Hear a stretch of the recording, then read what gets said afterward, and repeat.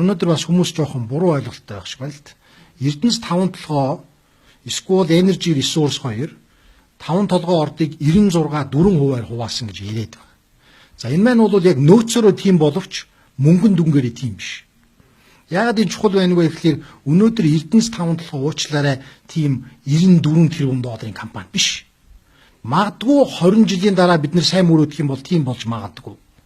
Өнөөдөр тэр компанийн үнэлгээ юугаар тодорхойлогдох вэ гэхээр ерөөсөө жилд олборлох нүүрсний хүчин чадлаар тодорхойлогдно. За энэ жилд олборлох бөгөөд тээвэрлж чадах шүү.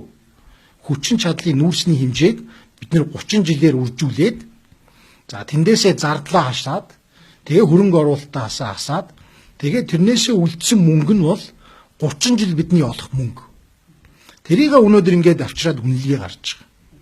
За одоо тоон дээр ярих юм бол дэлхийд даяар коксчих нүүрс бол ойролцоогоор 70 даяар юм арилжаалдаг 300 сая тонн арилжаалагдаг гэж байгаа тийм ээ. Тийм учраас өнөөдөр Монголоос гинтхэн 100-200 сая тоннор хүн ингээд нүүрс гаргана гэж бодоод байгаа шиг байна. Тийм боломж байхгүй. Тээврийн боломж ч байхгүй. Нэгдүгээрт, хоёрдугаарт энэ бүтээгдэхүүнийг хэтэрхий их зах зээл дээр гаргах юм бол дэлхийд даяар коксчих нүүрсний үнийг унгах аюултай. Тийм учраас бид нэр ирээдүгөө бодох юм бол Монголоос гарах нийт нүүрсний хэмжээ жишээлбэл 20 сая тонн. За магадгүй мөрөөдөд 40 сая тонн байлаа гэж бодъё л доо. Тийм ээ?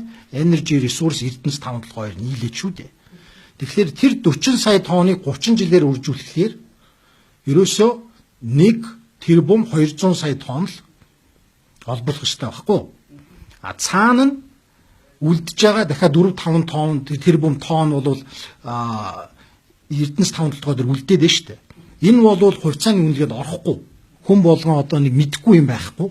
Амныхаа хэрээр одоо жишээлбэл нөөцийн үнэлгээ гаргаж явдаг юм бол тэр хүн бол айгүй сайн портфолио менежер буюу санхүүгийн тим менежер болох хэрэгтэй шүү. Тэрнээс биш одоо ингээд өөр янз бүрийн өөр ажил хийгээд явах шаардлага байхгүй шүү.